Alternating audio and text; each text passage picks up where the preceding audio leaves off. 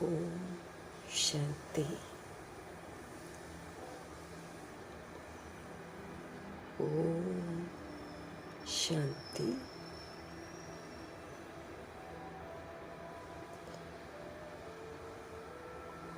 ओम शांति।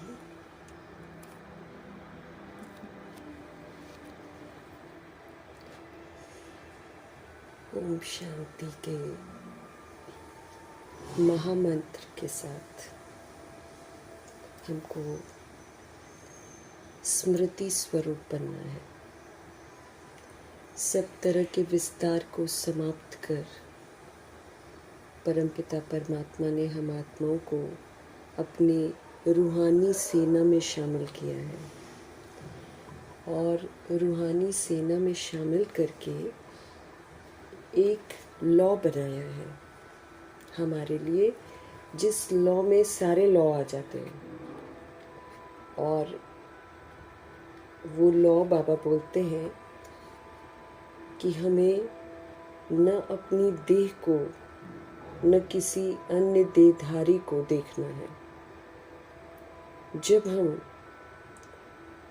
ये लॉ और order maintain करेंगे, क्योंकि कर्म इंद्रियां इधर उधर जाती हैं, तो लॉ एंड ऑर्डर तो कर्म इंद्रियों पर चलाना है, मन पर चलाना है। तो अगर हम ये लॉ एंड ऑर्डर में चलाएंगे कर्म इंद्रियों को और मन बुद्धि संस्कार को, तब हम मंजिल पर पहुंचेंगे। और हमारी मंजिल क्या है? बाप तक पहुंचना है और फिर बाप से मिलना है। ये हर आत्मा नहीं कर पाएगी। हम सभी आत्माएं अभी पढ़ रहे हैं भगवान से, यूं तो वो हमारी ज़िंदगी में आई हैं, लेकिन अब हमें उन तक पहुंचना है।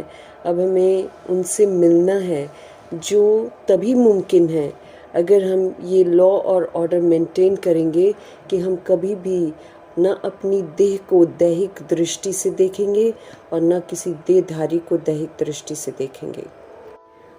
उनका कहना है कि बाप की तरफ अब हर कदम उठाओ, अर्थात बाप को देखो, क्योंकि बाप तक पहुंचना है ना।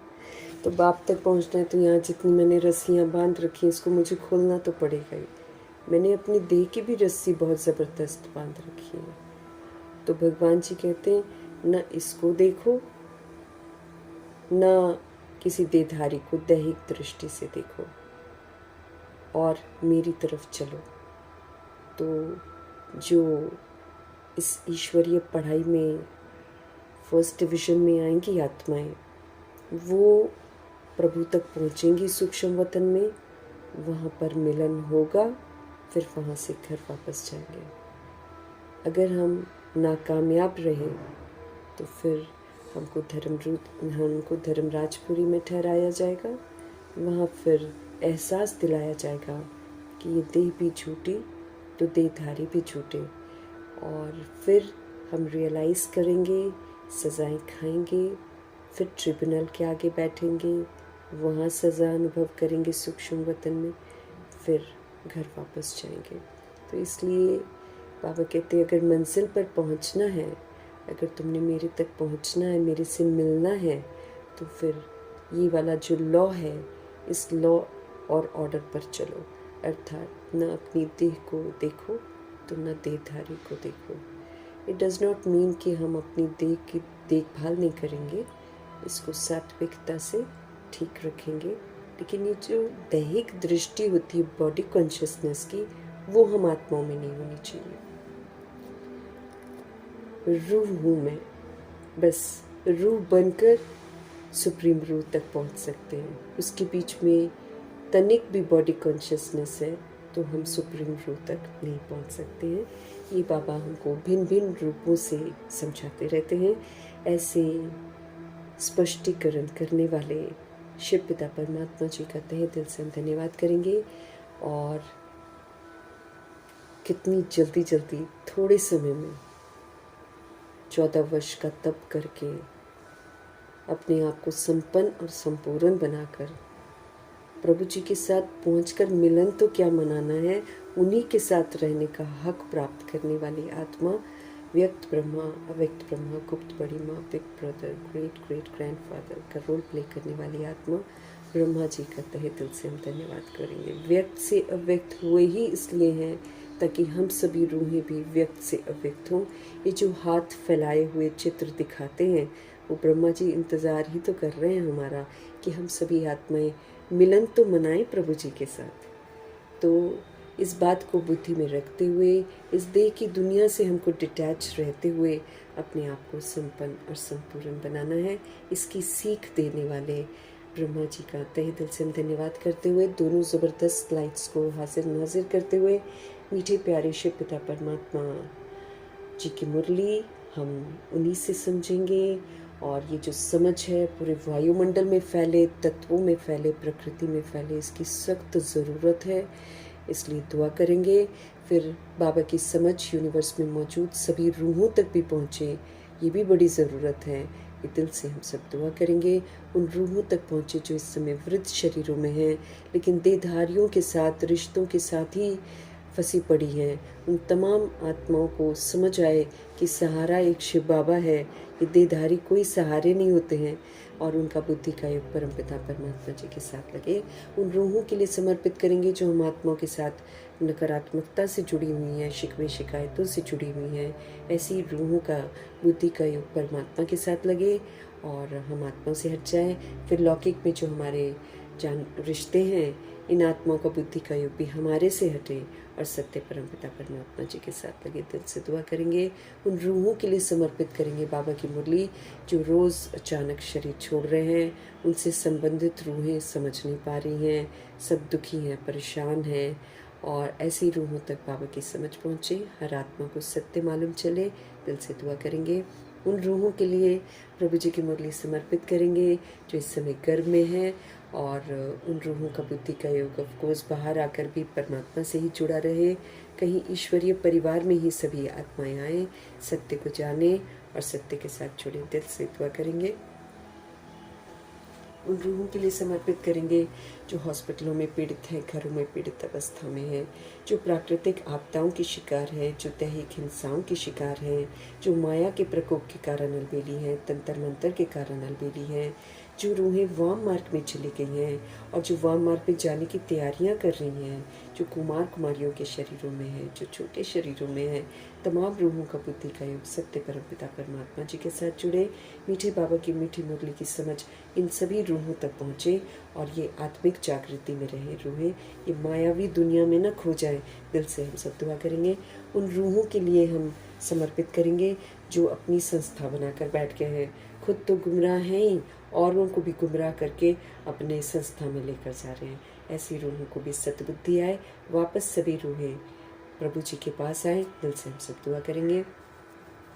राज्य सत्ता, भक्ति की सत्ता और धर्म की सत्ता और विज्ञान की सत्ता, भिन्न भिन्न सत्ताएं, भिन्न भिन्न वर्ग, भिन्न भिन्न मठ पंथ, जाति के नाम पर, धर्म के नाम पर, नाम रूप के नाम पर, राज्य के नाम पर, देश के नाम पर, चाइनीज़, जापानीज़, गुजराती, मराठी भाषाओं के नाम पर जिस तरह, और राज्य के नाम पर, देशों के नाम पर जो पटी हुई जितनी भी रूहें हैं, सब तक प्रभु जी की समझ पहुँचे। दिल से हम सब दुआ करेंगे। जो रूहें इस सृष्टि को विनाश करने के लिए जो सबसे टॉप मोस्ट लेवल पर कार्य कर रही हैं, उन रूहों के लिए प्रभु जी की समझ समर्पित करेंगे, क्योंकि आखिर तो सब शैतानी ताकतों को भी वापस अपने सब स्वधर्म में लौटना ही है। तो वो शैतानी ताकतों के लिए भी हम प्रभु जी की समझ समर्पित करेंगे। और जो वैश्याएँ हैं, गणिकाएँ हैं, और जो उनसे ऐसे गंदे धंधे करवाते हैं, उन रूहों तक प्रभु जी की समझ पहुँचे। यादव, कौरव, यवन जो बन गई हैं आत्माएं, उन तक बाबा की समझ पहुँचे। हर आत्मा प्रभु से जुड़े। दिल से दुआ करेंगे। भूत प्रेत आत्मा बनकर जो रूहें भटक रही हैं, उन तक प्रभु जी की समझ पहुँचे।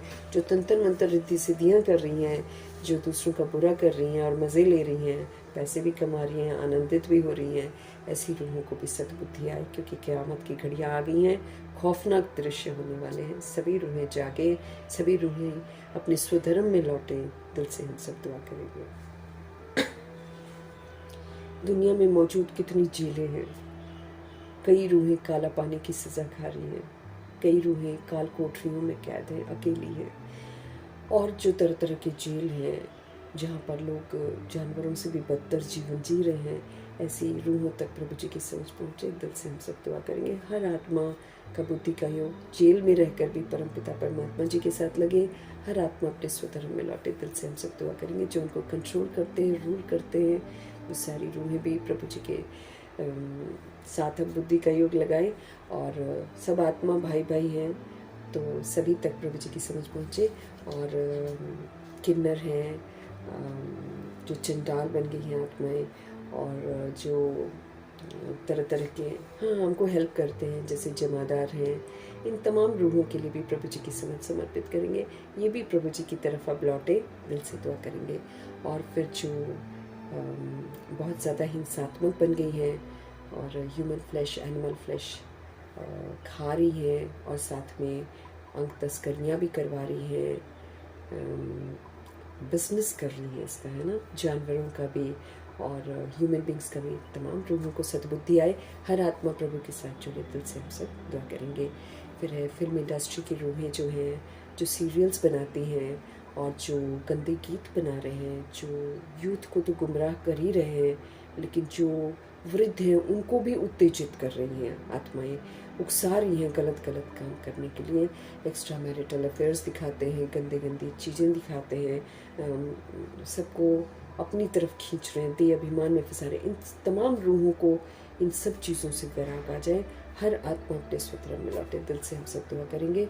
साहूकारी के नशे में जो इंडस्ट्रियलिस्ट धुत हैं और उस नशे में जो प्रकृति के साथ खिलवाड़ कर रहे हैं, तमाम रूहों को सद्बुद्धि आए। सब प्रभु से जुड़े। दिल से हम सब दुआ करेंगे। अंडरवर्ल्ड डॉन्स बन गए हैं, आतंकवादी बन गए हैं और गैंगस्टर्स बनकर जो आतंक फैला रहे हैं, तमाम रूहों तक मीठे बाबा की समझ पहुँचे। दिल से दुआ करेंगे। उन स्थानों तक, उन लोगों तक प्रभु जी के महावाक्यों की ताकत पहुँचे जहाँ अभी तक पहुँची नहीं है, और अगर पहुँचती भी है तो वो सुनने को ही तैयार नहीं है। ऐसी रूहों के लिए भी मीठे प्यारे बाबा की समझ हम समर्पित करेंगे। समर्पित करते हुए हम अपने लिए भी दुआ करेंगे, क्योंकि हमें समझ मिली है हर मुरली जो है वो मुझ आत्मा के लिए है, इंडिविजुअल के लिए है। सारा का सारा होमवर्क मुझ आत्मा के लिए है। इस विधि से आत्मिक स्थिति में स्थित होकर हम सभी आत्माएं मुरली को प्रभु जी से समझेंगे, ताकि उसके यथार्थ अर्थ हमको समझ में आए और उसको फिर अमल में लाएंगे। रोज़ की मुरली, रोज़ का होमवर्क है। नहीं करेंगे तो ये कर्ज बन जाएगा, ये मर्ज बन जाएगा, फिर हमको इसका हिसाब किताब सेटल करना पड़ेगा। तो हम दुआएं करेंगे कि बाबा हमें एक एक बात समझ में आए, एक एक बात मेरे चित्त पर इमर्ज रहे, और मैं आत्मा सारा दिन इस ज्ञान को यूज़ करूं, ज्ञान रत्नों से खेलूं और फिर ज्ञान स्वरूप बनने का पुरुषार्थ जरूर करूं। इन्हीं दुआओं के साथ देखते हैं आज हमारे परमपिता परमात्मा हम आत्माओं को किस विधि से समझदार बना रहे हैं। मीठे मीठे पापा बोले, मीठे बच्चे, तुम्हें अभी रूहानी कारोबार करना है। जिस्मानी तो हम जिस्म के लिए करते हैं, जिस्म मर जाएगा, कभी भी मर जाएगा, और जिस्म के लिए जो हम कारोबार करते हैं वो मेरे काम भी आएगा कि नहीं आएगा वो भी मुझे पता नहीं।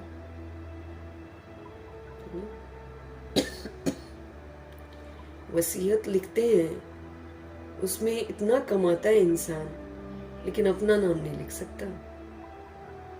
हक ही नहीं उसको उस पर। क्यों भागे हम उसके पीछे? इसलिए बाबा हमारा ध्यान खिंचवा रहे हैं। रूहानी कारोबार करनी है हमको जगना है और जगाना है। क्यों?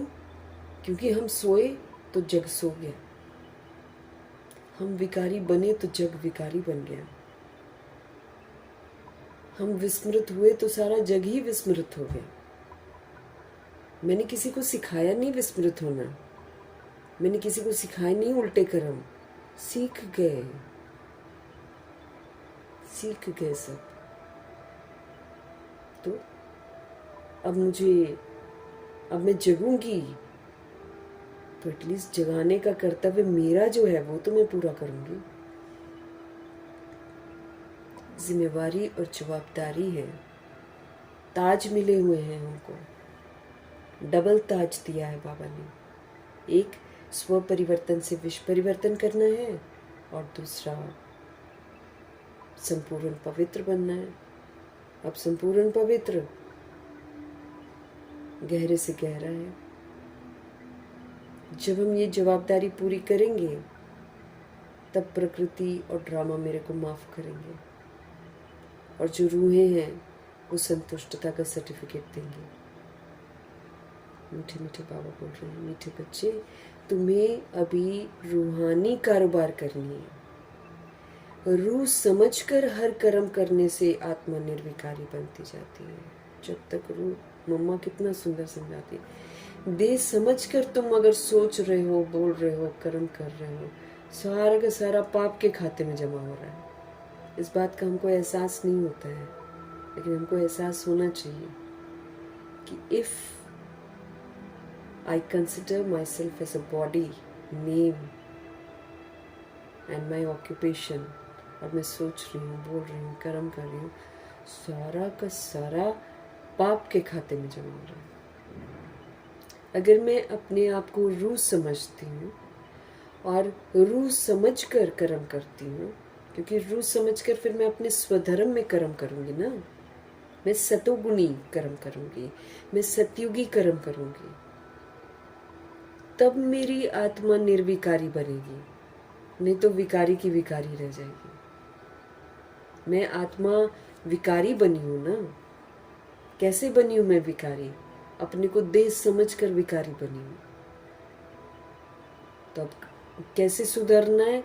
रूह समझो और रूह समझकर फिर हर कर्म करो, तो फिर आत्मा निर्विकारी बनती जाएगी। क्योंकि फिर रूह समझकर कर्म करूँगी तो फिर मैं सतोगुणी कर्म करूँगी, फिर मैं सतयुगी कर्म करूँगी, फिर मैं सर्व गुणों से संपन्न वाला कर्म करूँगी, फिर मैं मर्यादाओं की लकीर के अंदर रहकर कर्म करूँगी, मैं फिर संपूर्ण अहिंसक वाले कर्म करूँगी।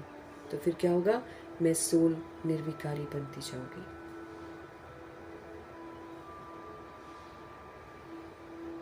अगर हम सारा दिन और बाबा क्या बोलते हैं, ऐसा नहीं होना चाहिए। सत्य जब पता चला है तो सारा समय ही सत्य रूप में रहना, तब सचखंड में जाएंगे।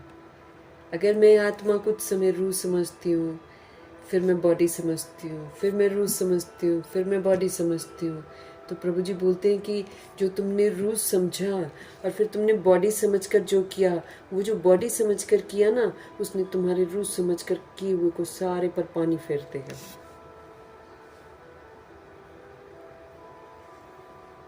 इसलिए चेक करते रहना, कहीं हम जीरो लेवल पर तो नहीं पहुंच गए फिर से। क्योंकि क्या बाबा हमको क्या बोलते हैं, अब तो तुम्हें संकल्पों की भी सजा मिल रही है। यहाँ मैं बॉडी कॉन्शियस होकर संकल्प करूँ, यहाँ पर मैं अच्छा फील नहीं करूँगी, खुशी का अनुभव नहीं फील करूँगी, भारी बना जाएगा, उदास हो जाएगा मन। All this is what? Punishment.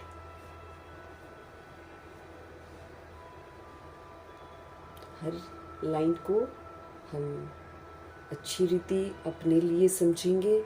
बाबा मुझे क्या बोल रहे हैं? मुझे रूहानी कारोबार करना है।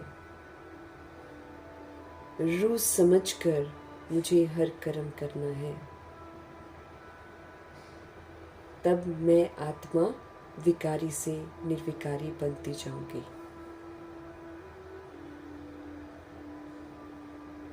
प्रश्न है, स्वर्ग का वर्षा लेने और स्वर्ग में ऊंच मर्तबा पाने का आधार क्या है? अब क्या होता है ना, बीके बनते हैं हम लोग, तो हमको लगता है कि बस जी हम तो स्वर्ग में हैं और बाकी सारी दुनिया जो बीके नहीं बनी है वो नरक में है, और नरक में जाएंगे, हम तो स्वर्ग में चले जाएंगे। इसलिए बाबा स्पष्ट करते रहते हैं, कहीं हम गलत फहमी में न रह जाएं कि स्वर्ग में हम चले जाएंगे। जैसे जनक दादी बताती है कि उन्होंने एक क्लास में बताया था कि मैं तुम्हें स्वर्ग में जाने की सीक्रेट बताऊं, ऐसे नहीं जा सकते हम स्वर्ग में। अगर हम आत्मा के मन बुद्धि में नाम रह गया, रूप रह गया, अगर हम आत्माओं के मन में पंजाबी गुजराती का भान रह गया, अगर हमारे मन में हिंदू मुस्लिम का भान रह गया, ये भी रह गया ना, स्वर्ग का गेट बंद रहेगा मेरे लिए। इतना हम आत्माओं को अपने ऊपर ध्यान देना है, क्योंकि बहुत एक बार आप गौर करेंगे कि हम यूं तो मुख से बोलते हैं कि हम इन डिफरेंसेस से बाहर आ गए हैं, लेकिन ये डिफरेंसेस रहते ही रहते हैं। हम अपने आप को चेक करें कि क्या मुस्लिम्स के प्रति हमारी दृष्टि वृत्ति वैसी अच्छी वाली रहती है, क्या कोई और कौम जो है, चाहे सिख हैं चाहे क्रिश्चियंस हैं, क्या हमारा मन जो है उनको रूह की तरह देखता है? क्या आतंकवादी को मैं रूह की तरह देख पाती हूँ?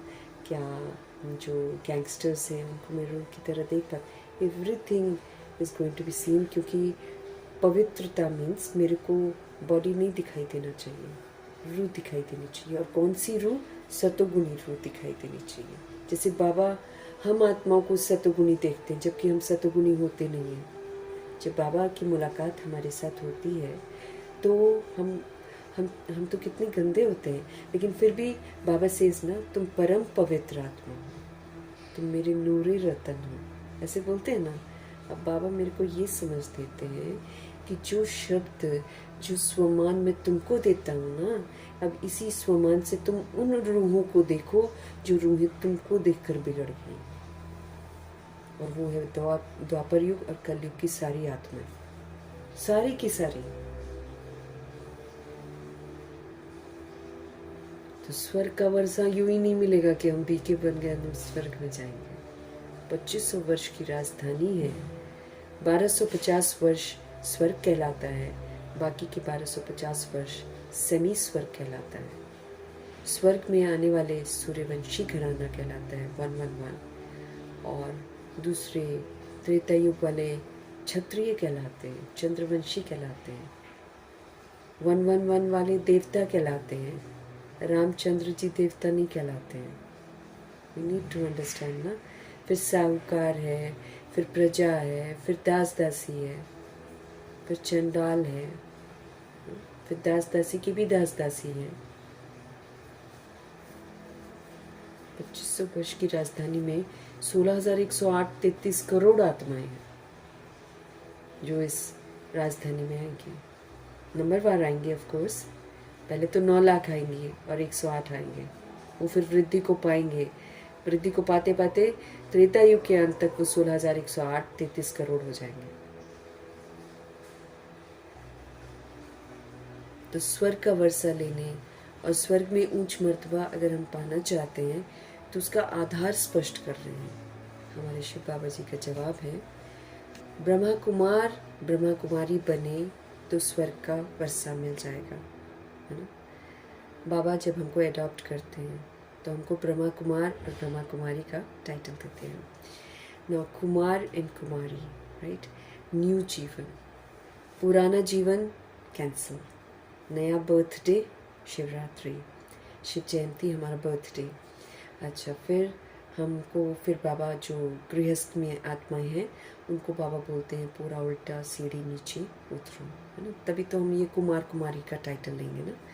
तो पूरा उल्टी सीढ़ी नीचे उतरो, मतलब वो जो ज़िंदगी में हमको समझ मिली थी गृहस्थ को चलाने की, उस समझ से मुझे विस्मृत होना है। याद न रहे मुझे कि गृहस्थ में क्या होता है। ब्रह्मा जी ने मिटाया था भाई, जब ब्रह्मा जी मिटा सकते हैं तो शिव बाबा हमारे लिए कोई एक्सक्यूज नहीं छोड़ते हैं। वो कहते हैं आप भी कर सकते हो, when he can do you can also do. उन्होंने स्मृति ही मिटा दी थी पुरानेपन की, दादा लेख राज मिटा दिया था। और उन्होंने खुद तो नहीं बोला कि मैंने दादा लेख राज को मिटाया, दूसरों ने बोला जो उनको जानते थे, उन्होंने बोला हमने दादा लेख राज दोबारा नहीं देखा। इस कदर हमको अपने आप को मिटाना है। So Brahma Kumar Brahma Kumari is a new title that I am getting. तो इसको सार्थक भी तो करना है, जैसे ब्रह्मा जी बने हैं। अब संपूर्ण पवित्रता में भी बाबा क्या बोलते हैं, ब्रह्मचर्य प्लस ब्रह्मचारी। सो एज ब्रह्मा जी ने इरेज किया दादा लेखराज की स्मृतियों को, ऐसे मुझ आत्मा को भी मेरी जो पुरानी स्मृतियां हैं उसको मुझे इरेज करना है। मेरे चित्त पर नहीं आनी चाहिए वो।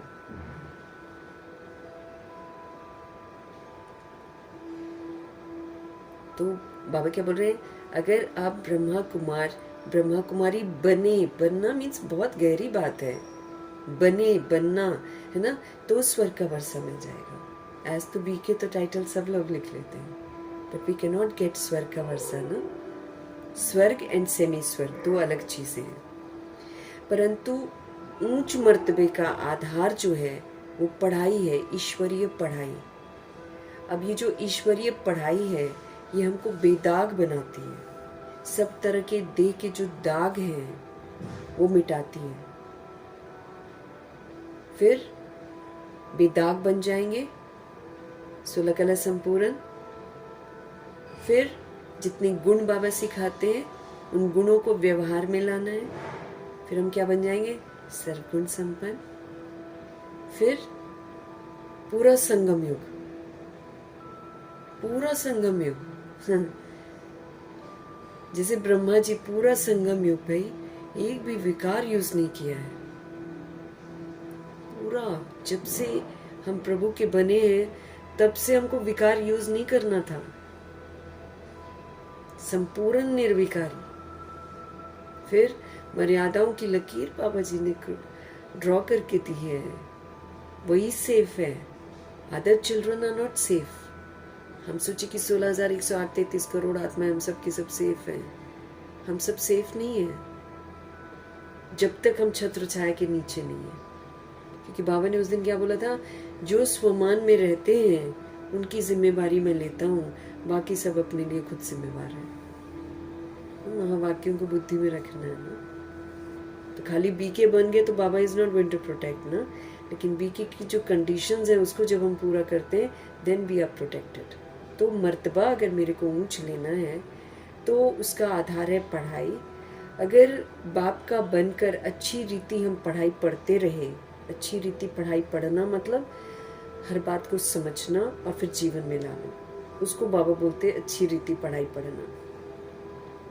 तो अगर बाप का बनते हैं हम और अच्छी रीति पढ़ाई पढ़ते रहे और अगर हम पूरा पवित्र बने, एंड देन अगेन कम्स संपूर्ण पवित्रता। पूरा प्योरिटी चाहिए भैया बाबा को हमारी, otherwise we will not go into स्वर्ग, नहीं जा सकते हम। पूरा संपूर्ण पवित्रता की किताब की विशेषताएं मुझ आत्मा के अंदर जब आ जाएंगी then I will be called as पूरा पवित्र आत्मा। तो पूरा पवित्र बने तब राजाई घराने में नारायण जी के साथ आने का हक प्राप्त करेंगे। भाई ऊंची हस्ती है नारायण जी, ये थोड़ी बैठ उठ सकते हैं हम उनके साथ जब तक हमारे में वो काबिलियत ना हो जो उन्होंने धारण करी है। अब हम उतना नहीं कर पाएंगे, उतना परफेक्शन जो ब्रह्मा जी में है वो परफेक्शन हमारे में नहीं आ सकता है, लेकिन at least to approach him and sit near him, या फिर उनके साथ मिलना, उनके साथ बैठने का हक अगर मेरे को प्राप्त करना है तो I need to follow him and reach that level जहाँ पर उठने बैठने का हक मिलेगा हमको। अदरवाइज थोड़ी घुस सकते हैं उनके साथ हम। वो तो भाई बिल्कुल प्योर आत्मा है। वो तो देखो सूक्ष्म वतन में भगवान जी के साथ रहने का हक प्राप्त कर चुकी है। भगवान जी उनके साथ भी रहते हुए वतन से आते रहते हैं, उनके साथ मिलते रहते, बातें करते रहते हैं। प्योर है तभी तो ना, ऐसे थोड़ी हक। वो तो वेट कर रहे हैं हम आत्माओं के लिए ताकि हम अव्यक्त हों तो वो लोग फिर उड़े एक साथ। Brahma ji is waiting for us, वरना तो वो परम धाम में भी जाने का हक है उनका, तो इतना प्योर वो बन गया। तो पूरा पवित्र बनेंगे तब हम राजाई मर्तबा ले सकते हैं। कोई पूरा पढ़ते नहीं है, कर्म बंधन है, पूरा पवित्र नहीं बनते हैं और शरीर छूट गया तो प्रजा में भी बिल्कुल साधारण ऑर्डिनरी मर्तबा पालेंगे। और एक जिंदगी में अभाव जरूर रहेगा, कुछ कम है, कुछ कम है, होता है ना, अंदरूनी खुशी नहीं होती ना, वो वाली चीज़ तो रहेगी ही रहेगी। अभी संगम युग में भी और फिर 2500 वर्ष की राजधानी में भी। और वैसे भी इस तरह के पोजीशन अगर होगा प्रजा में भी साधारण मर्तबा, तो फिर क्योंकि 9 लाख की जो प्रजा बनती है सतयुग की, वो तो उसमें क्वालिफिकेशन अच्छी होती है, तभी लक्ष्मी नारायण जी के साथ उतरते हैं वो लोग। लेकिन समहाउ कुछ त्रुटि रहती है जिसकी वजह से वो प्रजा कहलाते हैं, वरना लेवल तो उनका गोल्डन एज का ही है, तभी तो उतरते हैं उनके साथ। लेकिन दिस साधारण मर्तबा एंड साधारण प्रजा तो फिर बहुत नीचे का मर्तबा है, वो तो फिर त्रेता युग में आ गया, क्योंकि नापास हो जाएंगे ना अगर हम पूरा नहीं पढ़ेंगे, अगर हमको कर्म बंधन रह जाएगा, अगर हम पूरा प्योर नहीं बनेंगे और शरीर छूट जाएगा, तो फिर तो हम त्रेता युग में जाएंगे, सतयुग में थोड़ी आने देंगे कोई भी मेरे को। ओम शांति। रूहानी बच्चों को रूहानी बाप समझा रहे हैं, मुझ देहधारी को नहीं समझा रहे, मुझ रूह को समझा रहे हैं जिसने ये देह ले रखी है। तो जो रूह समझते हैं वही रूहानी बच्चे हैं। तो रूहानी बच्चों को रूहानी बाप समझा रहे हैं। यहाँ रूहानी कारोबार है, बाकी सारी दुनिया में जिस्मानी कारोबार चल रही है। सब देखो जिस्म के पीछे भाग रहे हैं, उनको समझ में नहीं। बाबा के बच्चों की बात कर रहे हैं, कितना भी किसी को समझाओ समझते ही नहीं है। दुनिया में, बाकी सारी दुनिया में जिस्मानी कारोबार है, क्योंकि ये भबके वाली दुनिया दिखाई दे रही है। भगवान जब हमको दृष्टि देते हैं तब हम देखते हैं तो दुनिया हमको पुरानी लगती है, दुनिया बिल्कुल ख़त्म होने के उसमें आ गई है। लेकिन जब हम भबका देखते हैं फिर भबका खींच लेता है, फिर यकीन नहीं होता है, फिर उधर को भाग जाती हैं आत्माएं।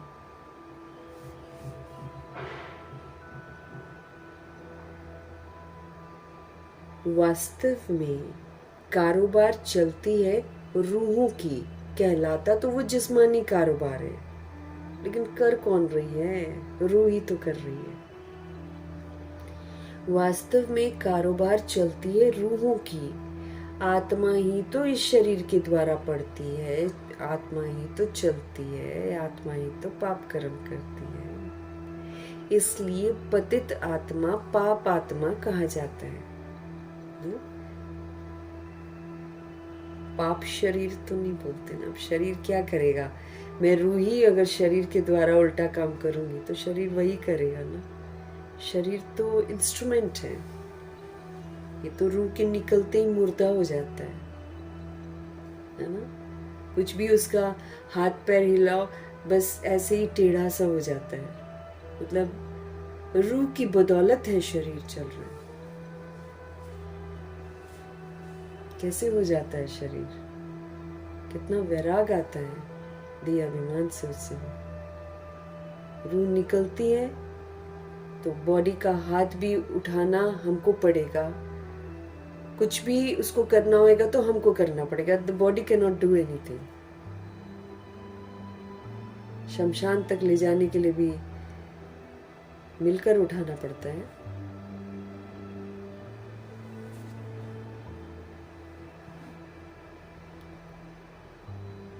आत्मा ही तो करती है सारा कुछ, आत्मा ही इस शरीर द्वारा पढ़ती है, आत्मा ही चलती है, आत्मा ही पाप कर्म करती है। इसलिए पतित आत्मा पाप आत्मा कहा जाता है। आत्मा ही सब कुछ करती है। इस समय सब मनुष्य देह अभिमानी है।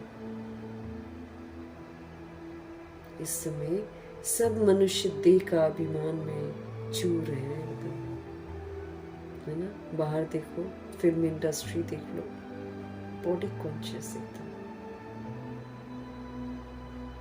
इतना कि थोड़ा सा उनके शरीर को कुछ हो जाता है तो डिप्रेशन में चले जाते हैं। क्यों? क्योंकि उनकी देह ही तो बिकती है।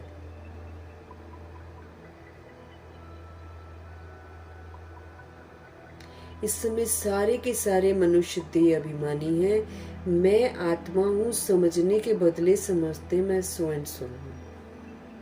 ये नाम कैसे बोलते हैं बाबा? नाम किसी और का बुलाएंगे तो भी पीछे मुड़कर देखेंगे अगर सेम नाम होगा। इतना कॉन्शियसनेस। अब क्या करे वो, है ना। जब गर्भ जल से बाहर निकलती है तो घर वाले उसको कितना रटवाते हैं। फिर स्कूल की टीचरें भी बोलती हैं माई सेल्फ पर पैराग्राफ करके आना। अब बेचारा बच्चा रटता है my name is so and so, my name is so and so, मेरे मम्मी पापा का नाम ये है, मैं यहाँ रहता हूँ, मैं इस क्लास में पढ़ता हूँ। पक्का इतना बचपन से करा देते हैं तो बड़ा होकर अगर उसी नाम से कोई और बुलाता है तो मुड़कर देखते हैं उसको।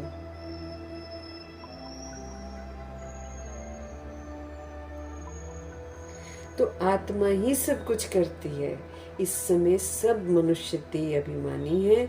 मैं आत्मा हूँ समझने के बदले में समझते हैं कि मैं फलाना हूँ, ये व्यापार करता हूँ, ये फलाने कामी क्रोधी हैं, शरीर का ही नाम लेते हैं। असल में कामी क्रोधी कौन बनती है? आत्मा बनती है। बॉडी तो जो करवा लो बॉडी से, बॉडी तो वही करेगी।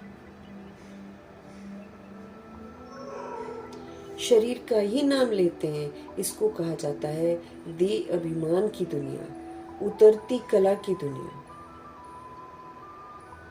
ये देह अभिमान की दुनिया है, ये उतरती कला की दुनिया है। सतयुग में ऐसे नहीं होता है, वहां सोल सोल ही समझती है। इस झूठ खंड में है सोल, लेकिन समझती हैं हम शरीर हैं। तो ये पूरा का पूरा है ही झूठ खंड। A to Z हम सारा झूठ ही झूठ बोलते हैं। एक तो ये बोलते हैं कि मेरा नाम ये है, पहला झूठ है ना।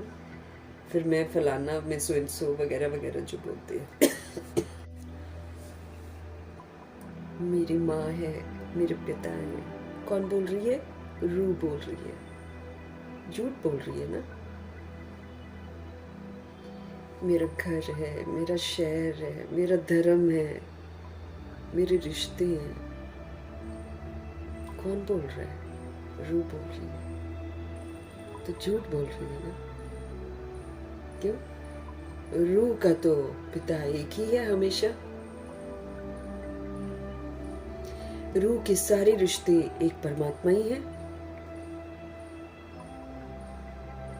देह के रिश्ते क्या हैं? मेरा है, मेरा है, मेरा है। जब तक जीवित है, शरीर छोड़ दिया, फटाफट शरीर जलाओ, फटाफट अपनी दिनचर्या फिर से वैसी की वैसी कर लो। कितने लोग हैं जो किसी की मौत को देखकर ये एहसास करते कि भाई अब मुझे सुधर जाना है। दिस इज द रियलिटी, है ना। हमको तो और समझना चाहिए, क्योंकि हम तो और भगवान जी से पढ़ रहे हैं। हमको तो सच्चाई में ही जीना चाहिए। झूठ तो हमने बहुत 63 जन्म हमने झूठी झूठ झूठ झूठ झूठ, इसलिए हम लोग के सिर पर पापों का बोझ है बहुत। गर्भ में जाकर भी हम झूठ बोल आते हैं भगवान जी को। निकलने के चक्कर में सारा झूठ बोलते हैं, बाहर निकलकर फिर हम वैसे के वैसे दुनिया में शामिल हो जाते हैं। बहुत कम रूहें हैं जो भगवान से जुड़ी रहती हैं। वो भी तब अगर वो जो सोल है, वो जिसके भी गर्भ में है, वो सोल भगवान को याद करती रहे, तब जाकर कुछ हो सकता है। तो बाबा कहते तुमने 63 जन्म झूठ बोला है, अब तो तुम सच बोलो ना। संगम युग में आकर तुम सच बोलो, सच समझकर जियो, सच समझकर हर पल जियो कि मैं एक आत्मा हूँ। और आत्मा बनकर पाठ बजाओ, जैसे मम्मा जी ने बजाया और जैसे ब्रह्मा जी ने बजाया। इन दोनों आत्माओं ने अपने को आत्मा समझकर ही सब कुछ किया है। थॉट, वर्ड्स, डीड्स, सारा कुछ आत्मा समझकर किया है।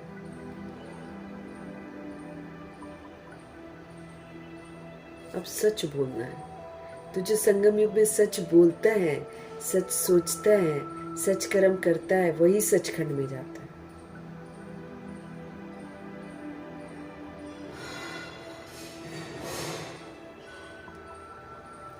इस समय सब मनुष्य जो हैं देह अभिमानी हैं।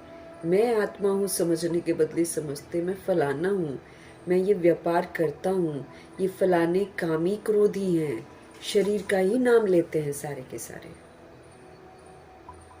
इसको कहा जाता है देह अभिमान की दुनिया, इसको कहा जाता है उतरती कला की दुनिया। सतयुग में ऐसे नहीं होता है, वहाँ देही अभिमानी होती है सारी आत्माएं। क्योंकि यही से लेकर जाती है ना संस्कार, सतोगुणी संस्कार वाली आत्मा होती है, अपने को आत्मा ही समझती है और दूसरे को भी आत्मा ही समझती है। तुमको देही अभिमानी अभी बनाया जाता है। अभी बाबा हमको देही अभिमानी बना रहे हैं कि बच्चे अपने को आत्मा समझो, अपने को अब परमात्मा का बच्चा समझो। परमात्मा ही मेरा सर्व संबंधी है, इस सच्चाई को समझो।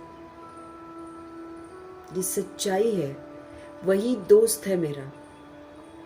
मुझे देहधारी दोस्त नहीं बनाने हैं। वही दोस्त है, वही साजन है, वही मेरा भाई है, वही मेरी बहन है, वही मेरा बच्चा है, वही मेरी बच्ची है, वही सब कुछ है। वो सिर्फ इसलिए ताकि बाबा बोलते हैं ना कि तू अपनी मोह माया को छोड़ो, इसमें से तुम्हारा कोई नहीं है। सब मेरे कर्मा के बंधन है। एक बार वो हिसाब किताब ले लेंगे, या तो वो छोड़ देंगे या तो हम छोड़ देंगे। हिसाब किताब settle and then will leave the body. कोई न तेरा, रूह किसी की नहीं है। रूह तो बंदिशों में होती है, तब हम उसको बोलते हैं कि हाँ ये हमारा युगल है, या ये हमारी वो है, क्या कहते हैं, कई लोग बोलते हैं मेरी धर्म पत्नी है। कौन सा धर्म, कौन सा धर्म? अधर्म में है हम लोग। गृहस्थ तो अधर्म बना दिया था हमने, लेकिन दुनिया में लोग उसको धर्म समझते हैं। तो we need to come out of that now. सच्चाई को एक्सेप्ट करो ना। ऐसे तो 63 जन्म में 2 जन्म हस्बैंड लिया होगा, 2 जन्म वाइफ लिया होगा, 2 जन्म हस्बैंड बने होंगे, 2 जन्म किसी के वाइफ बने होंगे। किसको हम बोल देंगे कि ये मेरी धर्म पत्नी है? बोल सकते हैं हम किसी को? द्रौपदी नाम दिया है बाबा ने। आत्मा द्रौपदी है। द्रौपदी के 5 पति दिखाते हैं। यहाँ 63 जन्म में कितने हुए? हाफ हाफ डिवाइड कर लो। 63 जन्म में 2 बार तो हस्बैंड और 2 बार वाइफ बनते हैं हम लोग। हिसाब किताब सेटल करते हैं। हस्बैंड बनकर जुल्म करेंगे तो फिर वाइफ बनकर वो करते हैं, भुगतान करते हैं। पिछले जन्मों के जो हिसाब किताब है उसी को लेकर तो हम जन्म लेते हैं, क्लोज रिलेशन में आते हैं और हिसाब किताब सेटल करते हैं। किसको बोलेंगे धर्म पत्नी है? 63 शादियां करते हैं। अब जो कुमार कुमारी रह गए इस जन्म में, वो है कि हाँ उनका 62 होगा, या उससे भी कम हो सकता है किसी किसी का, जो ब्रह्मचर्य में रहे होंगे बिना बने। लेकिन जो गृहस्थ में है और जो बाबा की मुरली पढ़ रहे हैं, सुन रहे हैं, उनका तो 63 जन्म विकारी जिंदगी है। 63 जन्म उन्होंने शादियां करी हैं। द्रौपदियां हैं सबकी सब आत्मा, 5 पति नहीं। कितने पति और कितनी पत्नियां।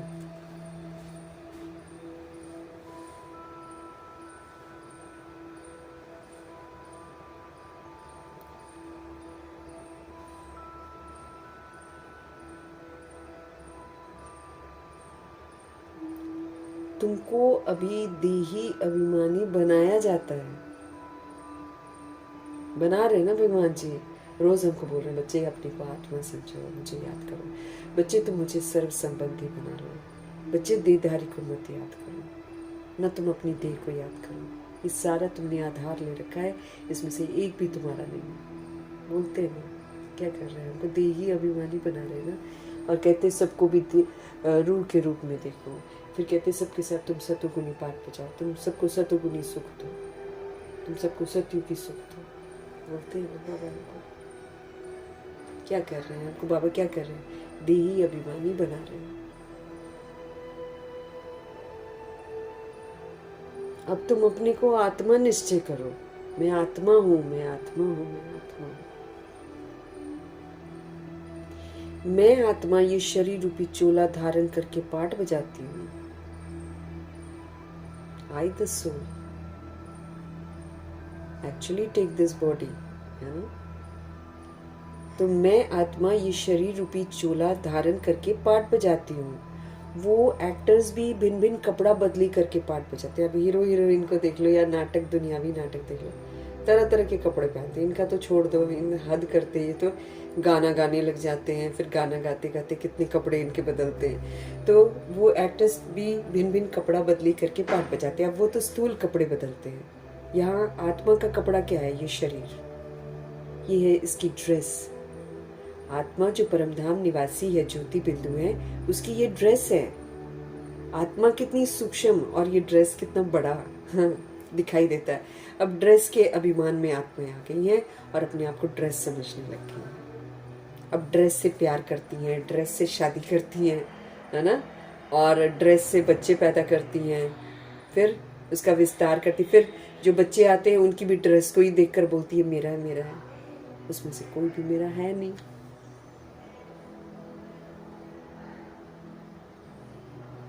वो एक्टर्स भी भिन्न भिन्न कपड़ा बदली करके पाठ बजाते हैं। बाप कहते तुम आत्माएं पहले शांति धाम में थी, फिर हमको याद दिलाते हैं बच्चे तुम ज्योति बिंदु हो और तुम शांति धाम की रहने वाली हो। तुम्हारा घर है शांति धाम बच्चे, इधर तुम्हारा घर नहीं है। इधर मकान बनाकर मेरा घर, मेरा घर, मेरा घर। किसका घर है? यहाँ है किसी का? कितने लोग शेखी मारते आए हैं, मेरी जमीन है, जमीनों के लिए लड़ते हैं, झगड़ते हैं, रिश्तों को बांट देते हैं। बांटा हुआ होता है ना, पंजाब में मैंने देखा, इधर जमीन है, उधर जमीन है, टुकड़े टुकड़े हैं, ये मेरी है, ये मेरी है, इंसान करता है।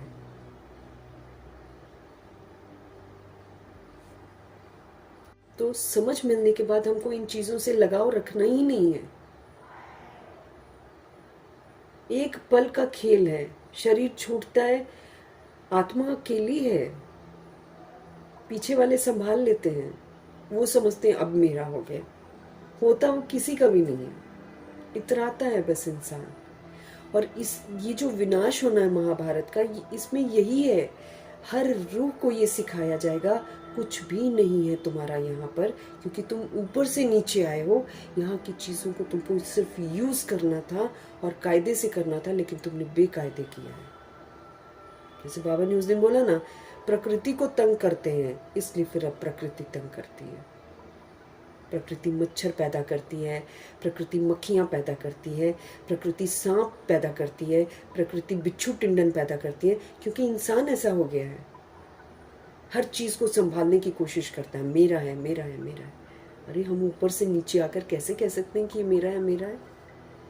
हम किसी के घर में गेस्ट बनकर जाएंगे, मैं उसको जाकर बोलूँगी नहीं ये घर तेरा नहीं है, मेरा है, उठा के बाहर फेंक देगा मुझे। Nothing belongs to us. एक मेहमान की तरह हमको यहाँ पर रहना है, उतना ही लेना है जितना मेरे को जरूरत है।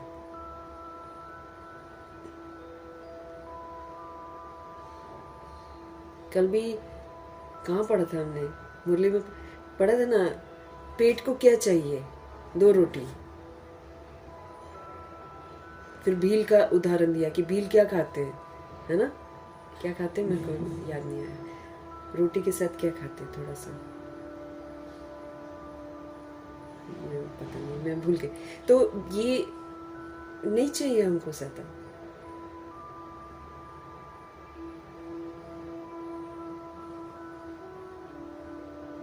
मुझे फ्राइड चाहिए, मुझे सारा जहर तो खा रहे हैं हम लोग। फ्राइड इज तामसिक, जहर खा रहे हैं हम। सतयुग में नेचुरल है, अब मुझे नेचुरल में लौटना है। अनासक्त होते जाना है सारी चीजों से। कोई भी चीज मेरे को अट्रैक्ट न करे। ऐसा ना हो कि मरने समय मुझे खाने की चीज याद आ जाए।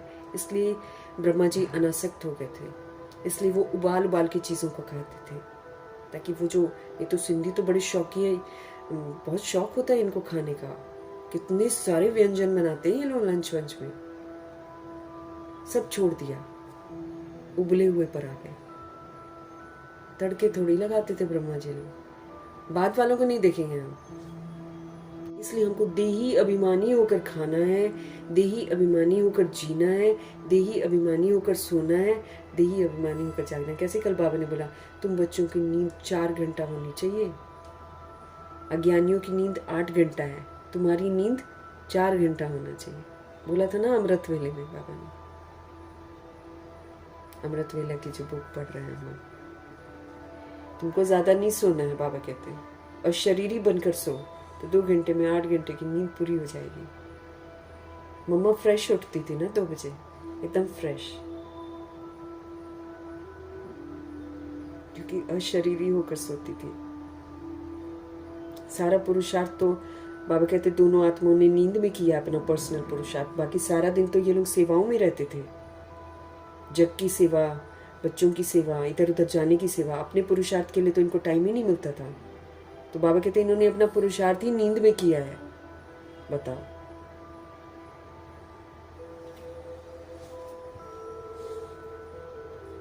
देह अभिमान सुलाता है, लेकिन सुलाता है तो फिर हमको रुलाएगा भी तो सही ना बाद में, जब हमारे हाथ से सब कुछ छिन जाएगा, जब चांद सितारे हमको नजर आने लग जाएंगे कि हमने तो पुरुषार्थ किया नहीं है, तो ये देह अभिमानी तो रुलाएगा।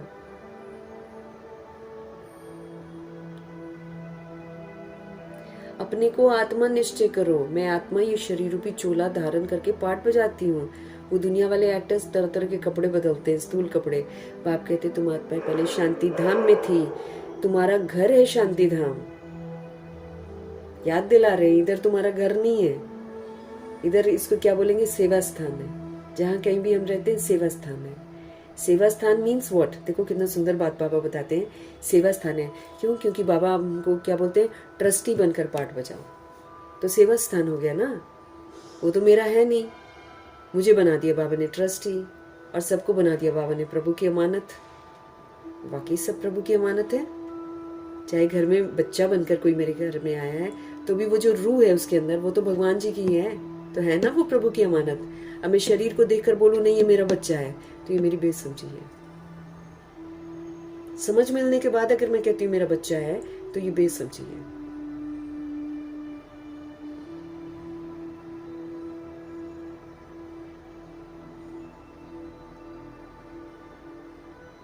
बच्चे को भी वो फ्री करना है इन बातों से, और खुद भी हमको फ्री होना है। वो भी ना मुझे, वो भी हमें ना बोले वो मदर फादर, एंड ना ही हम उनको बोले बच्चा है। रूह है, रूह प्रभु की अमानत है। और देखो पहले तो हम गृहस्थी बनकर तो हम अच्छा पाठ बजाते ही नहीं है, सबसे पहली बात है। अगर हम दैहिक रिश्ते से देखते हैं ना, दैहिक पाठ बजाते हैं, तो हम जायज पाठ नहीं बजाते हैं। कभी डांट दिया, कभी मार दिया, कभी अपशब्द बोल दिए, कभी कंपेयर कर दिया, कभी बहुत ज्यादा ही प्यार करना शुरू कर दिया देह को देखकर, कभी कैसा है तो कभी। We are not doing a good job then. हम उसको सही तहजीब नहीं सिखाते हैं। लेकिन जो बाबा हमको बोलते हैं ना, ट्रस्टी बनकर तुम सेवा करो, ट्रस्टी बनकर सेवाधारी बनकर चलो, तब हम सतोगुणी सतयोगी पाठ बजाते हैं। तब हम actually we play a good part. तब हम उस रूह को सुकून देते हैं, जिस बंधन से वो मेरे बंधन में बंधी है, उस बंधन से हम उसको मुक्त करते, वो फ्री होती है, वो शांत होती है, वो स्थिर होती है, वो प्रभु से जुड़ती है। This is a good job ना। तो याद रखना है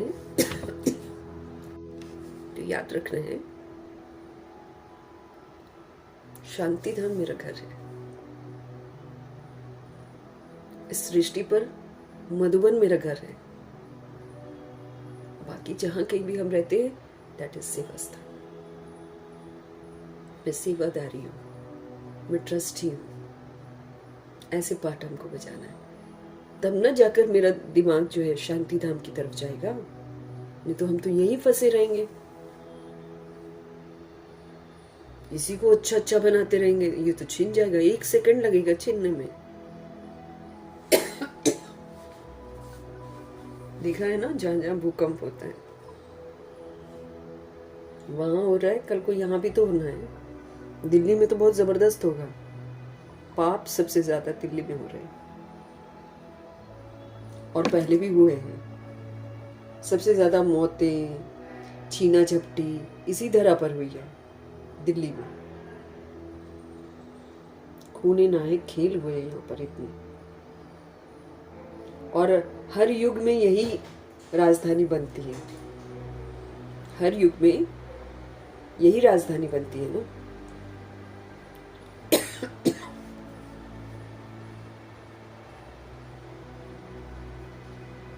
तो शांति धाम तुम्हारा घर है। जैसे वो हद का नाटक होता है ना, ये फिर बेहद का नाटक है।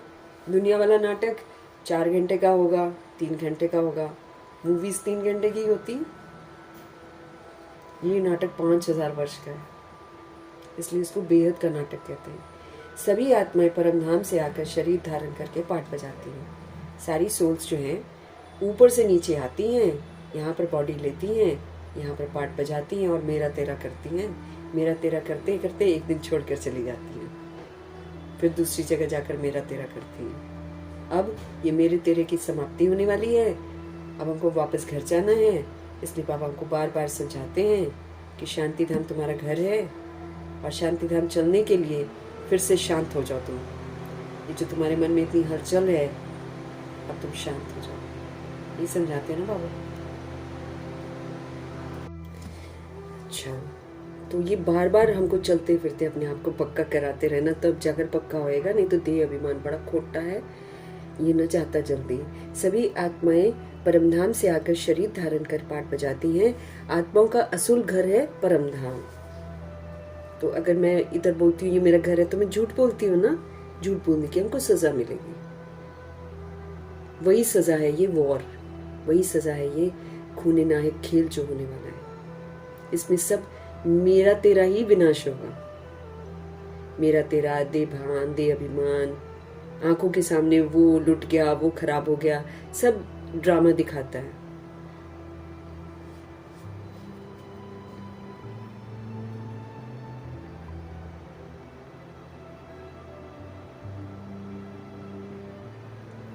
उन एक्टर्स का तो घर यहाँ ही होता है, वो तो एक्टिंग करी, फिर वो लोग बोलते हैं ये मैं अपने घर जा रही हूँ, है ना।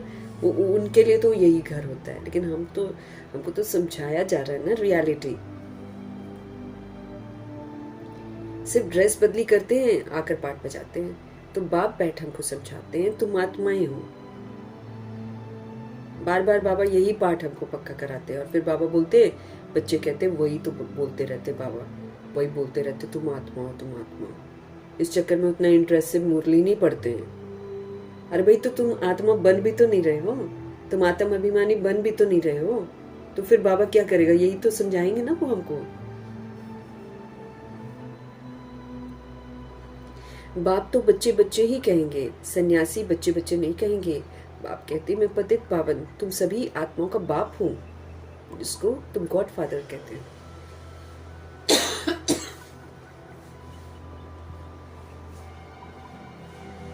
बाप कहते हैं मैं पतित पावन तुम सभी आत्माओं का बाप हूं, जिसको तुम गॉड फादर कहते हो। गॉड फादर तो निराकार है। ब्रह्मा विष्णु शंकर को भी गॉड फादर नहीं कहेंगे, उनमें भी आत्मा है, परंतु उनको कहते हैं ब्रह्मा देवता नमः, विष्णु देवता नमः, शंकर देवताएं नमः। तो देवताएं क्या करते हैं ये किसी को पता ही नहीं है। हमारे शिव बाबा आकर समझाते हैं तुम कैसे ड्रामा प्लान अनुसार पाठ बजाते रहते हो। दुनिया एक ही है, ऐसे नहीं कि कोई नीचे पाताल है। अब शास्त्रों में लिख दिया है नीचे पाताल है और ऊपर स्वर्ग है, ऐसा बोल देते हैं। तो बाबा कहते हैं ऐसा कुछ नहीं है कि नीचे पाताल है और ऊपर कोई दुनिया है। ये तो देह अभिमान है जो कह रहा है मार्स में हम वो करेंगे, मून में हम जाकर जमीन खरीदेंगे। तो अभिमान देखो कितना है। यहाँ तो जी नहीं पा रहे हैं, चले हैं मून पर जमीन लेने। मार्स पर कह रहे हैं मार्स पर पॉसिबल है, वहां पर क्लाइमेटिक कंडीशंस हैं जैसे धरती पर है। कुछ कर पाएंगे ये लोग, बस खाली घमंड है दुनिया भर का। वही है ना, प्रकृति में ये हस्तक्षेप हो रहा है बहुत ज्यादा। तो फिर प्रकृति अब पेड़ कितने कितने काट रहे हैं, कहीं पर पेड़ लगाएंगे, दिखाएंगे कोई ओकेशन में कि हम पेड़ लगा रहे हैं, और उसके बदले में कटवाते कितने सारे हैं। इस बात से बिल्कुल अनजान कि प्रकृति के साथ खिलवाड़ कितना महंगा पड़ेगा। अभी आ जाएगी ना जब अपने रूप में प्रकृति, ऐसे तड़पाएगी, सांस नहीं लेने देगी, या डुबाएगी या दफनाएगी, कैसा अनुभव कराएगी वो तो खुदा जाने, लेकिन तंग कर देगी बहुत बुरे तरीके से।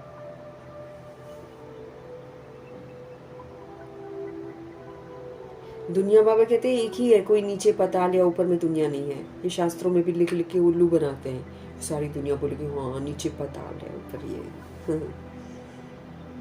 जिसका चक्र फिरता ही रहता है। बाबा कहते हैं यही एक दुनिया है, यहीं पर ड्रामा चलता है, और कोई ऊपर नीचे ड्रामा नहीं चलता है। लोग तो कह देते हैं मून में प्लॉट, हाँ मून में प्लॉट लेंगे, ऐसे बोलते हैं ना।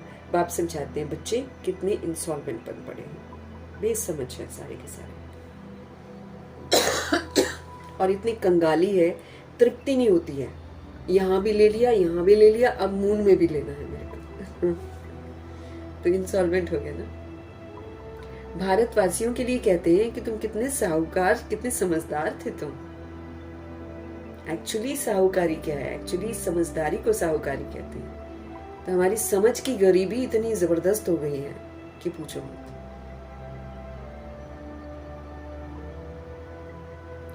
इन लक्ष्मी नारायण का सारे विश्व पर राज्य था, जिसको कोई लूट नहीं सकता। वहां कोई पार्टीशन आदि नहीं होती है। यहाँ तो कितनी पार्टीशन है, आपस में टुकड़े टुकड़े कर लड़ते रहते हैं। अरे उसको पानी नहीं देंगे, उसको मारो, ये हमारी जमीन है, ये उसकी जमीन है। कैसे कर रहे हैं? सत्ताएं ही कर रही हैं, बाकी तो छोड़ ही दो ना। टुकड़े टुकड़े करके लड़ते, ये टुकड़ा मेरा है, वो टुकड़ा उस भाई का है, आपस में बढ़ जाते हैं। अरे मिलकर खा लो, मिलकर रह लो ना। नहीं, मिलकर नहीं रहना, वो मेरा टुकड़ा, वो मेरा टुकड़ा।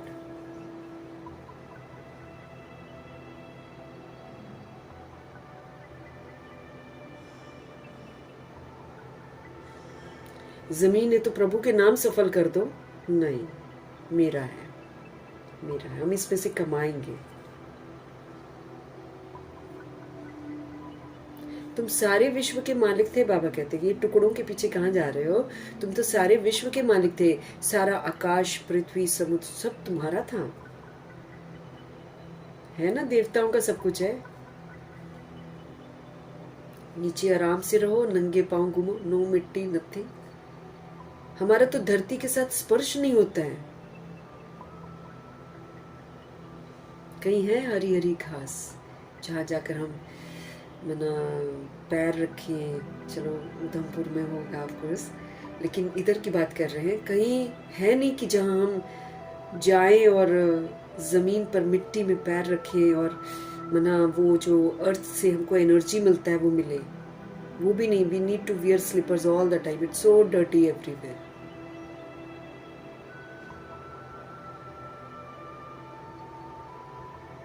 वहाँ जमीन भी एकदम सुंदर हरी भरी, और उस पर वो चलेंगे, वॉक करेंगे। कोई जूता ज़रूरत नहीं, कोई कीड़े मकोड़े नहीं, कोई मच्छर नहीं, कोई मक्खी नहीं, कोई सांप नहीं, कोई बिच्छू। यहाँ तो डर लगता है कई जगहों पर चलने में।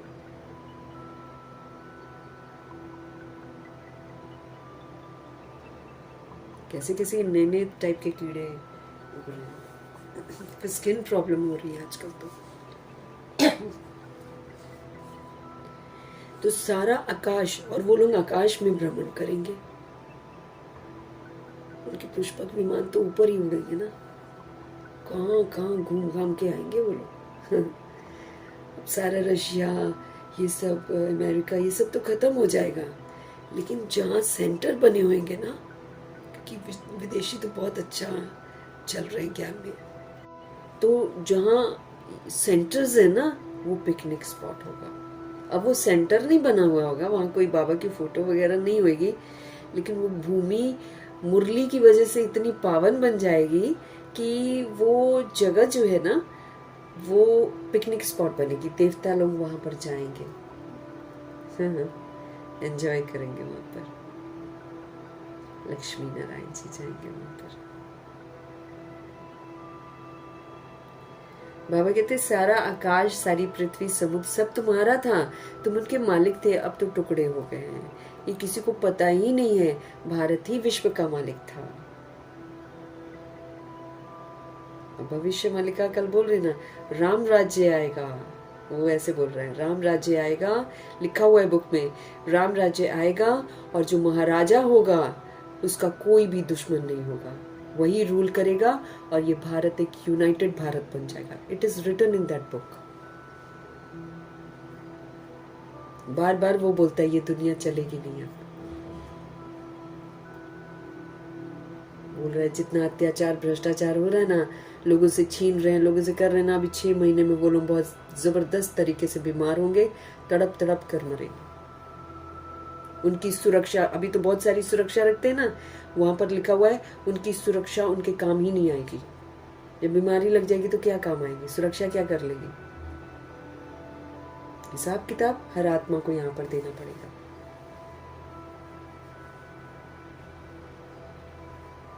ये किसी को पता नहीं है कि भारत ही विश्व का मालिक था।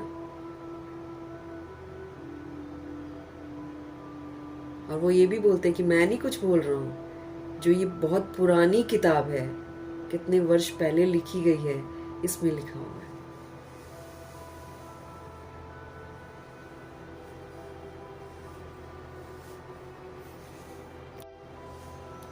बाप समझाते हैं आत्मा को जो पाठ मिला हुआ है ना, वो कभी घिसता ही नहीं है, कभी नहीं घिसेगा ये पाठ। इसीलिए बाबा कहते हैं अच्छी एक्टिंग करो, अच्छा पाठ बजाओ, फिर ये घिसेगा नहीं ना। जो फिर हम पाठ बजाएंगे अभी, वो फिर रिकॉर्ड हो जाएगा, फिर वो इमर्ज हो जाएगा, चलता ही रहता है। अभी तुम फिर से मनुष्य से देवता बन रहे हो, फिर 84 जन्म लेंगे, तुम्हारा पाठ चलता ही रहता है, कभी बंद ही नहीं होता है। कोई मोक्ष आदि पाते नहीं है। जितने अनेक गुरु, अनेक शास्त्र, उतनी अनेक मतें होती हैं। यहाँ पर मनुष्यों में कितनी अशांति है। जहाँ भी जाओ कहेंगे मन को शांति कैसे मिले, मन को शांति कैसे मिले। ये देह अभिमान में आकर कहते हैं। बाप समझाते हैं मन और बुद्धि ये है आत्मा के ऑर्गन्स, है ना। लोग तो ये सोचते हैं शरीर में मन है, लोग तो सोचते हैं ये जो सिर है इसमें बुद्धि है। नहीं, सब कुछ आत्मा के अंदर है। आत्मा ही अपने पावर से पूरे बॉडी को चलाती है और फिर आत्मा ही अपनी सारी पावर खींच लेती है और निकल जाती है, तो बॉडी ढेर हो जाती है। आत्मा के बल से शरीर चल रहा है।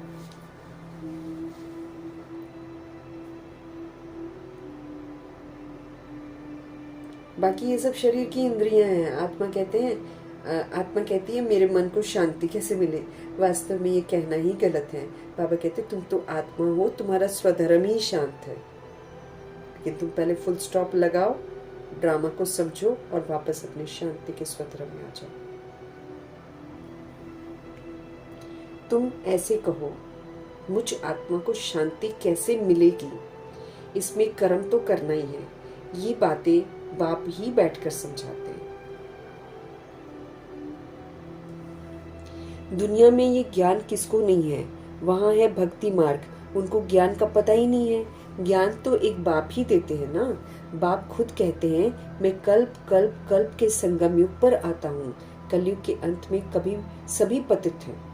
तो बाबा सतयुग में नहीं आते, बाबा त्रेता युग में नहीं आते, बाबा द्वापर में नहीं आते, बाबा कलयुग के अंत में आते। तो कल्प कल्प कल्प के संगम युग पर आता। बाकी मना वो संगम होता है, जैसे सतयुग और त्रेता युग का संगम है ना, फिर त्रेता युग और द्वापर युग का संगम है ना। ये तो कल्प कल्प कल्प के संगम युग पर मैं आता हूँ। 3 बार कल्प बोला ना, तो फिर कलयुग के अंत में बाबा आते हैं। कलयुग के अंत में सभी पतित हैं। ये है ही रावण का राज्य।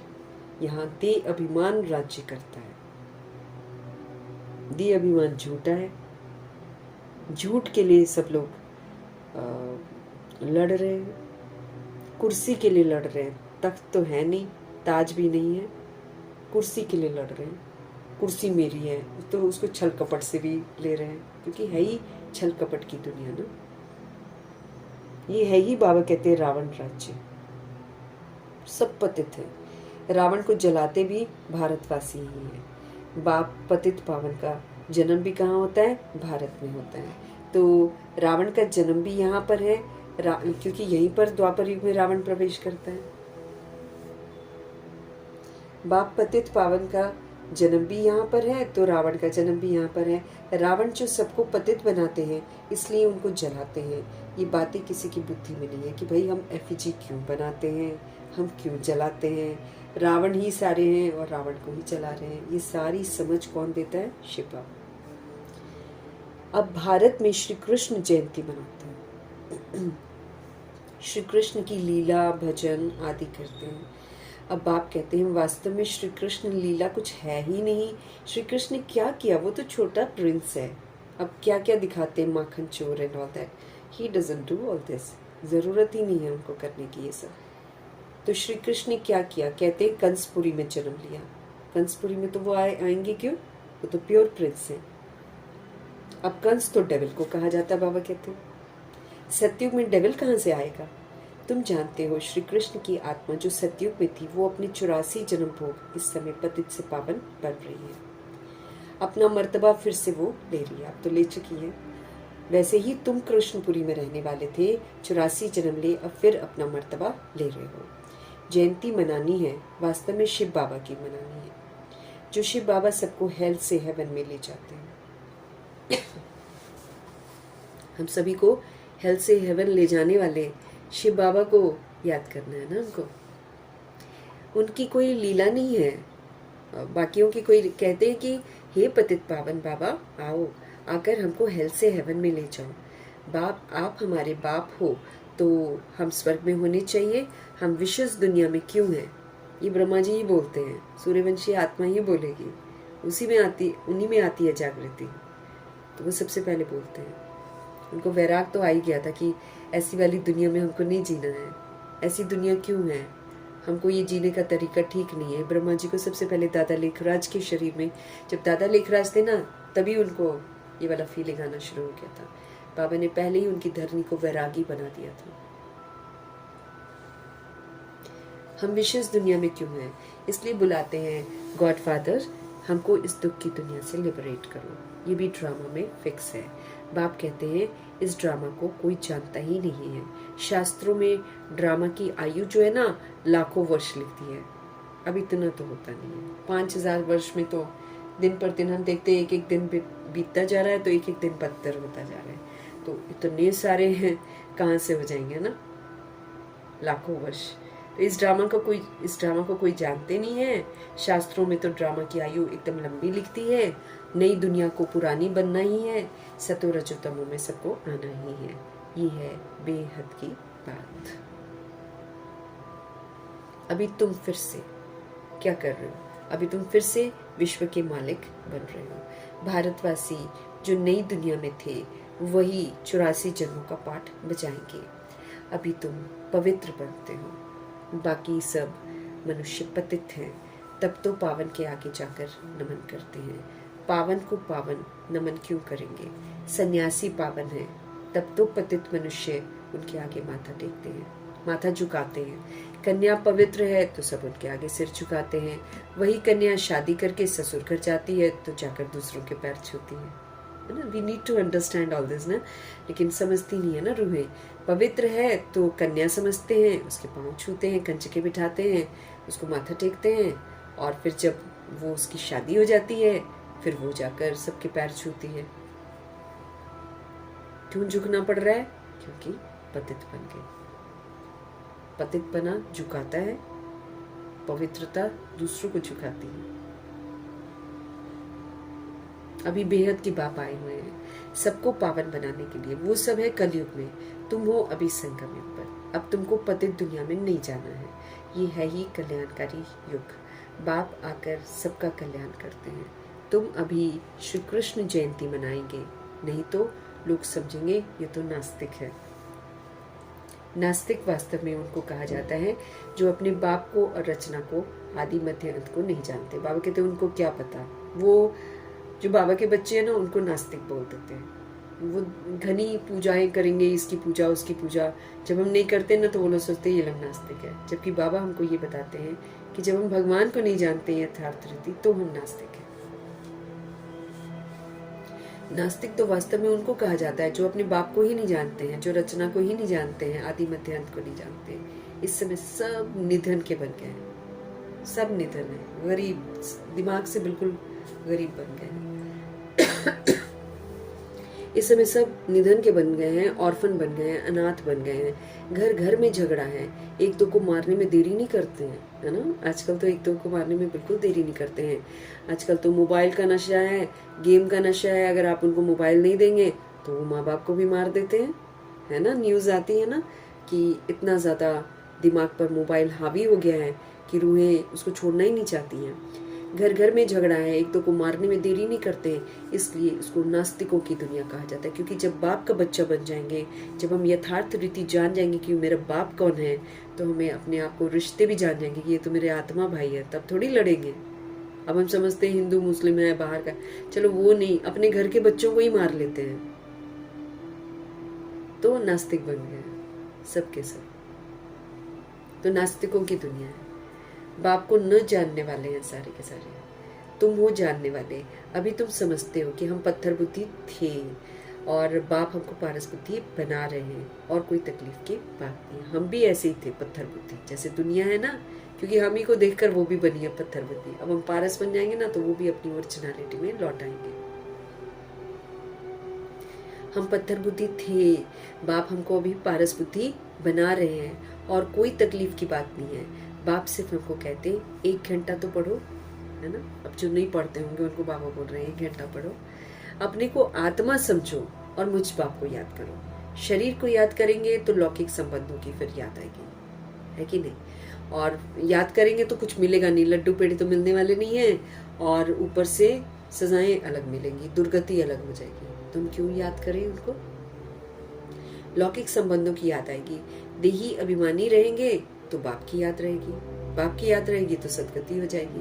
ये तो है ही विशेष दुनिया, बाबा कहते हैं। सब विकारी हैं, पाप आत्माएं हैं, सब विकारों से पैदा होते हैं। तो ये तो है ही विशेष दुनिया, पॉइजनस दुनिया है।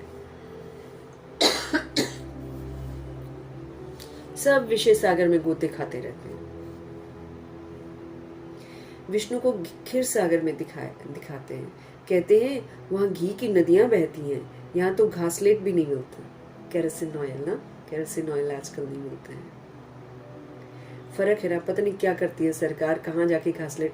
अभी बोल रही थी ना कि जब सिलेंडर नहीं मिलेंगे तो फिर केरोसिन ऑयल खरीदना पड़ेगा। फिर वही है कि जब इस तरह की किल्लत आएगी तो उसको बहुत चरम सीमा पर पैसा लगा कर बेचेंगे। सारा का सारा केरोसिन ऑयल कहाँ गायब किया हुआ है, खुदा जाने। आत्मा इस समय सब कुछ कंट्रोल करने की कोशिश करती है। फर्क है ना, बाबा कहते हैं।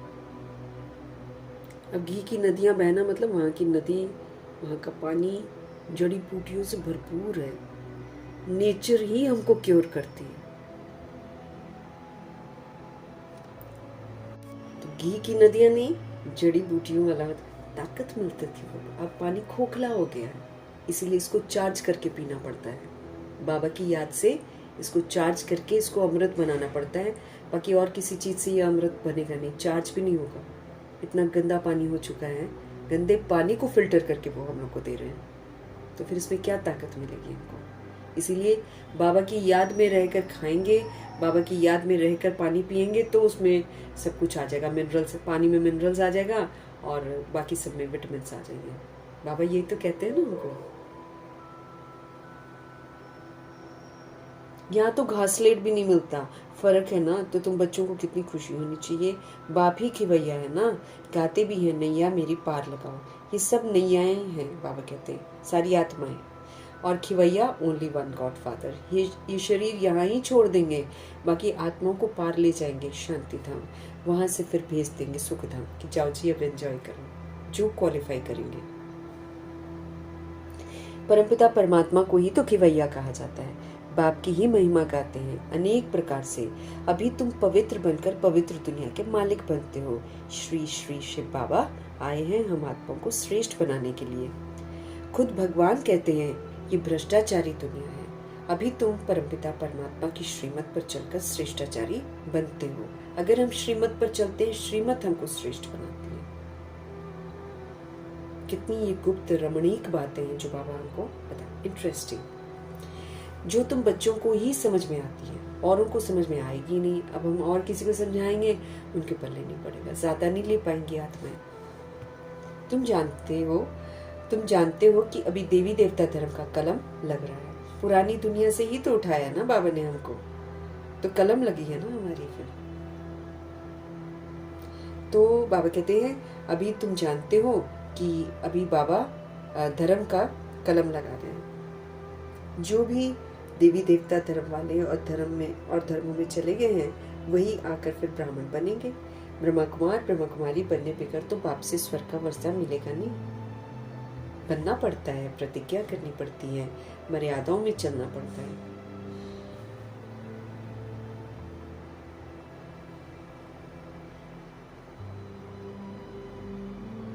अभी तुम ब्रह्मा कुमारियां स्वर्ग का वर्षा ले रहे हो। जितना पुरुषार्थ आप करेंगे, जितना पुरुषार्थ कराएंगे, उतना उच्च मर्तबा पाएंगे।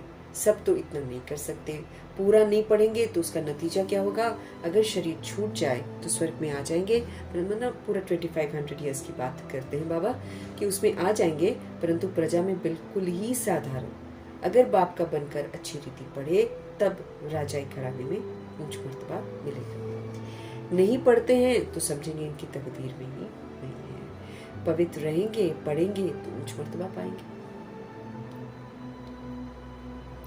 अपवित्र होने से बाप को याद ही नहीं कर पाएंगे हम। अब अपवित्रता भाई बहुत लंबा चैप्टर है, ये जरूर अपने आप को समझा लेना है कि अपवित्रता में से बाबा ने क्या बोला कि अगर तुम व्यर्थ भी सोचोगे तुम्हारा योग नहीं लगेगा। अगर तुम किसी सोल के लिए, एक भी सोल के लिए नेगेटिव सोचोगे तुम्हारा योग नहीं लगेगा। अगर तुम किसी भी सोल के अवगुण देखोगे योग नहीं लगेगा। अगर तुम दैहिक दृष्टि रखते हो तुम्हारा योग लगेगा ही नहीं। अगर तुम देह को समझते, अपने को देह समझते हो, योग लगेगा ही नहीं। आत्मा समझोगे, आत्मा बनकर पाठ बजाओगे तब योग लगेगा।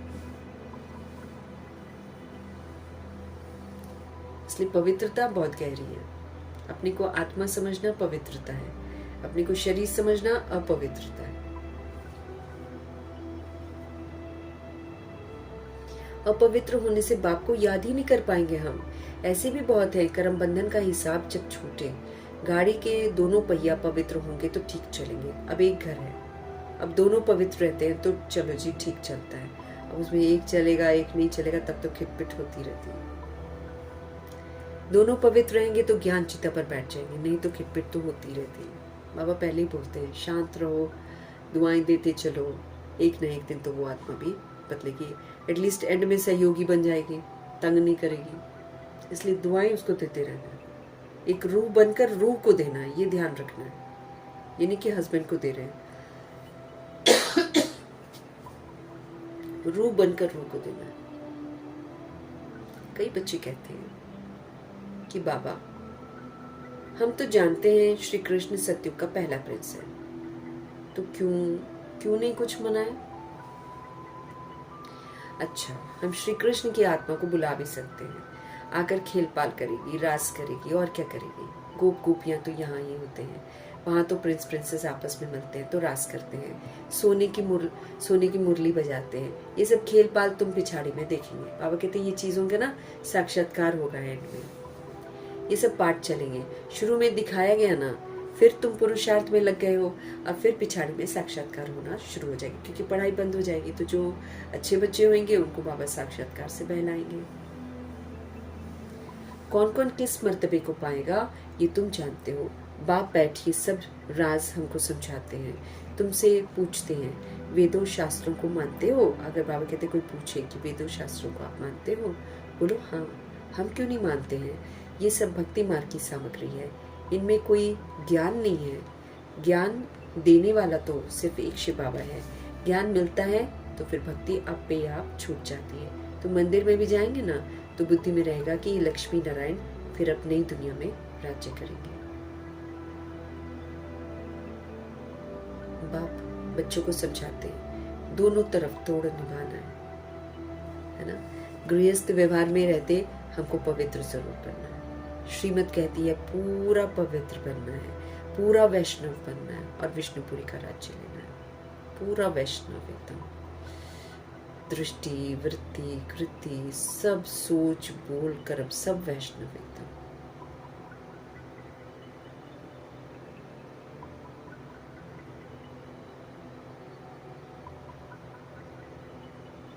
तो तुम मंदिर में भी जाएंगे तो बुद्धि में रहेगा कि लक्ष्मी नारायण है, फिर अब नई दुनिया में राज्य करेंगे। अच्छा, बाप बच्चों को समझाते हैं दोनों तरफ हमको तोड़ निभाना पड़ेगा, है ना।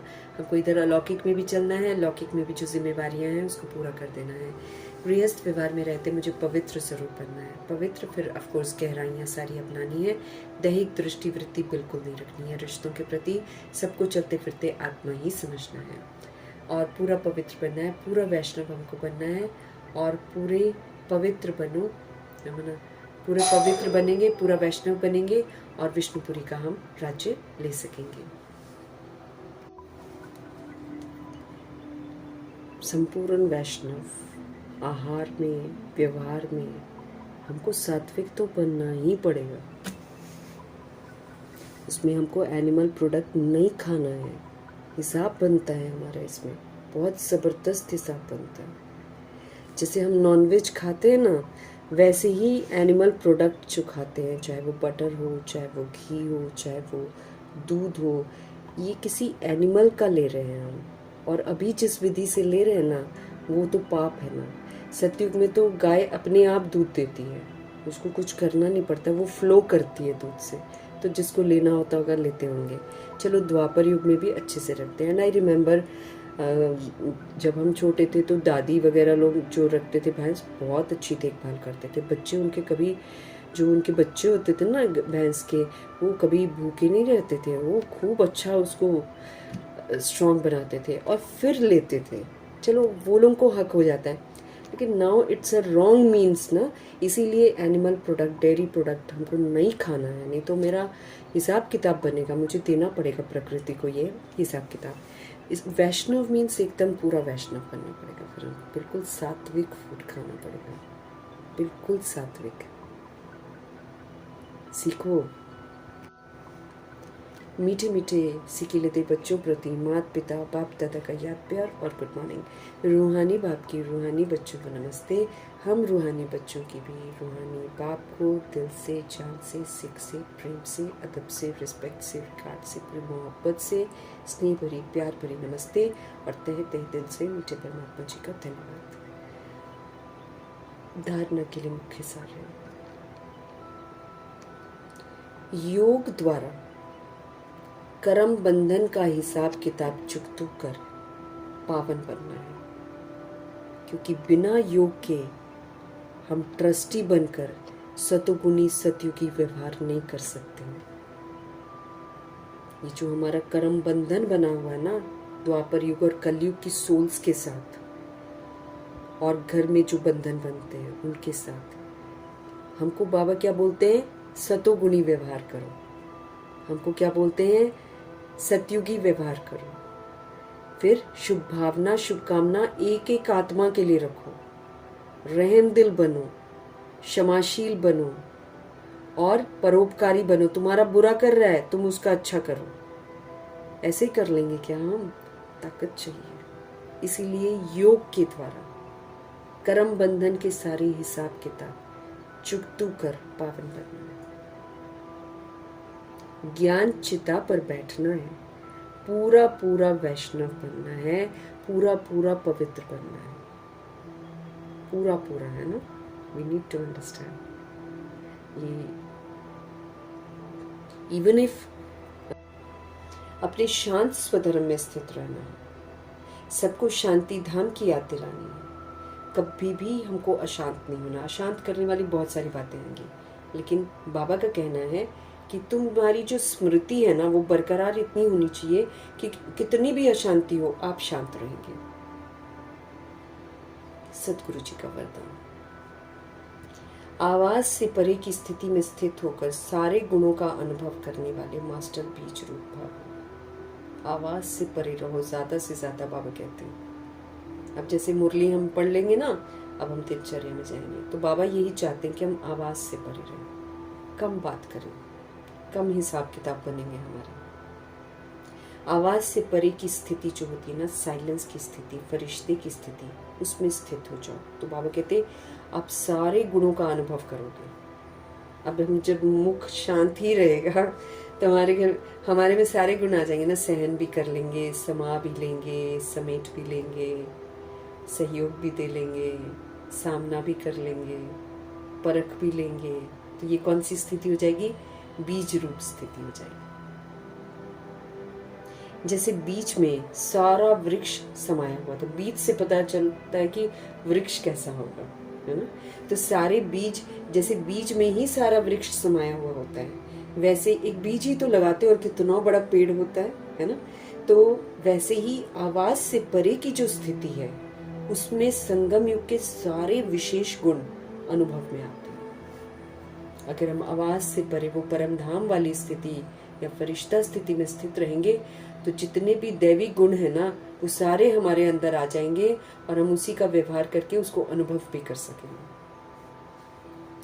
मास्टर बीज रूप बनना मतलब सिर्फ शांति नहीं, लेकिन शांति के साथ ज्ञान, अति इंद्रिय सुख, प्रेम, आनंद, शक्ति आदि आदि सारे मुख्य गुणों का अनुभव करना।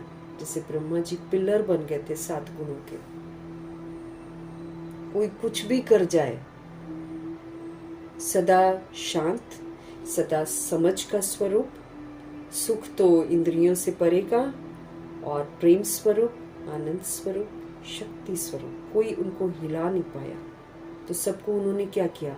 ये शांत रहे तो ये सारे गुणों का उन्होंने अनुभव किया और इसका फिर सबको सहयोग भी दिया। ये अनुभव सिर्फ स्वयं को नहीं होता है। फिर अगर हम इसके पिलर बन जाते हैं 7 गुणों के, तो ये सिर्फ हम नहीं अनुभव करते हैं, लेकिन अन्य आत्माएं भी उनके चेहरे से सर्व गुणों का अनुभव करती हैं।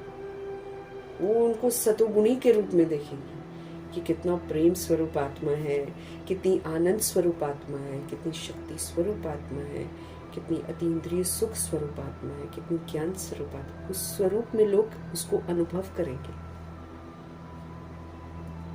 एक गुण में सर्व गुण समाये हुए रहते हैं। अब एक गुण कौन सा है? शांत रहो। बस इसमें आ जाएंगे सारे के सारे गुण। प्रेम स्वरूप भी हो जाएंगे। जब हम शांत रहेंगे, किसी को कुछ नहीं बोलेंगे, मेरी अवस्था डिस्टर्ब नहीं होगी, तो ये मेरी अवस्था दूसरे की अवस्था को भी चेंज कर देगी। ऐसे ही तो हमें सारे जो विश्व की आत्माएं हैं, उनको ऐसे ही तो हमको सतोगुणी बनाना है। इसी विधि से बनाना है हमको सतोगुणी सबको।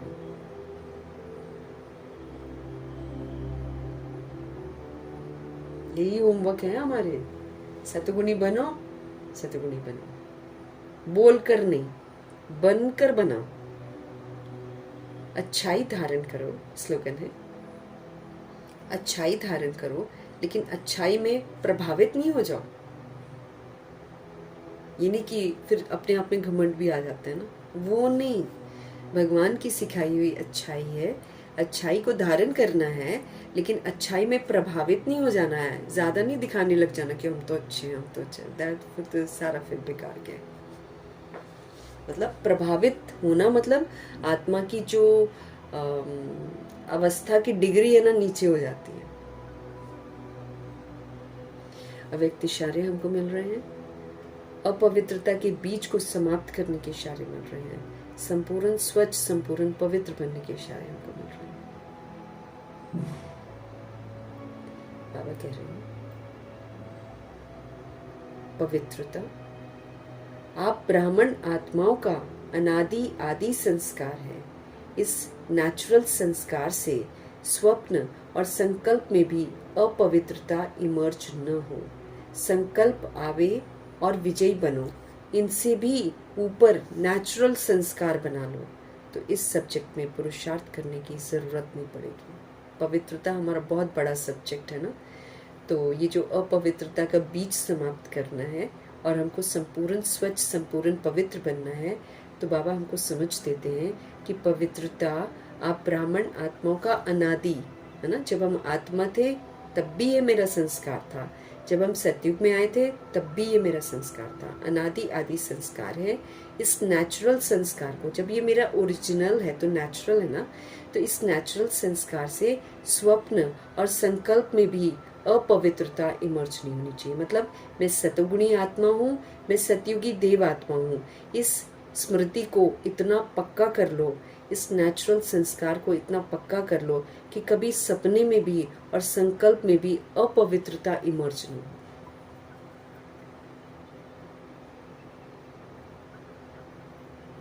जैसे गुलजार दादी बोलती है ना, ट्रैफिक कंट्रोल तो होता ही होता है, लेकिन उसके अतिरिक्त भी हर घंटे हमको अटेंशन रखना है। और फिर दादी बोलती है पानी 6-7-8 बार पीते हो, पानी के पहले भी अपने आप को स्मृति दिलाओ। खाना 3 बार खाते हो, 3 बार खाने के पहले भी अपने आप को स्मृति दिलाओ कि क्या मैं आत्मा बनकर पाठ बजा रही हूँ, क्या मैं सेल्फ रिस्पेक्ट में हूँ, am I playing a pure part, है ना। अपने आप को चेक करना है। बाबा कहते हैं संकल्प आए और फिर हम विजयी बने, इनसे भी ऊपर मेक इट नेचुरल संस्कार, प्योरिटी को। तो इस सब्जेक्ट में पुरुषार्थ करने की आपको जरूरत नहीं पड़ेगी। याद रखो, अरे मैं तो अनादि जो है सतोगुणी पवित्र आत्मा हूँ, मैं तो आदि पवित्र आत्मा हूँ। बार बार इसको पक्का करो। जब बोलते हैं ना स्वमान को पक्का करो, फिर स्वमान को पक्का करो, फिर वो स्वमान को पक्का करके फिर उसी विधि से पाठ बजाओ। मैं सतोगुणी आत्मा हूँ तो मैं 7 गुण यूज करूँ, और मैं सतयुगी देव आत्मा हूँ तो फिर मैं सारे 36 गुण से भी ऊपर है, बहुत सारे गुण और भी बाबा सिखाते हैं, वो सारे गुण हम यूज करें। फिर बाबा कहते हैं एकदम नेचुरल संस्कार बना लो, ताकि तुमको पुरुषार्थ न करना पड़े। कभी ऐसा ना करना पड़े कि संकल्प आवे और फिर हम विजयी बने। नहीं, नेचुरल संस्कार, प्योर बीइंग हूँ मैं, सतोगुणी बीइंग हूँ मैं, और सतयुगी बीइंग हूँ मैं। इसको बाबा चाहते हैं कि इसी में हम जिए, इतना जिए कि कभी सपने में भी अपवित्रता का संकल्प जो है कभी इमर्ज ना हो। मतलब जो 63 जन्म अपवित्रता थी ना, वो कभी इमर्ज ना हो। इतना पक्का करना है, और थोड़े समय में करना होता है संगमिक में। मीठे प्यारे शिव बाबा जी का धन्यवाद करेंगे, ब्रह्मा माँ का धन्यवाद, जगदम्बा माँ का धन्यवाद, गुलजार दादी जी का धन्यवाद, अष्टरत्नों का धन्यवाद, नवग्रहों का धन्यवाद, एडवांस पार्टी की सारी सोल्स का धन्यवाद, बची हुई जितनी भी आत्माएं हैं सबका धन्यवाद, 5 तत्वों का धन्यवाद, ड्रामा का धन्यवाद, प्रकृति का धन्यवाद, माया का धन्यवाद, यमदूत का धन्यवाद, करोड़ों की आबादी का धन्यवाद, साधनों का धन्यवाद, साधन बनाने वालों का धन्यवाद, साथ में रहने वाली सोल्स का धन्यवाद, सहयोगी आत्माओं का धन्यवाद, अविनाशी खजानों का धन्यवाद, समय का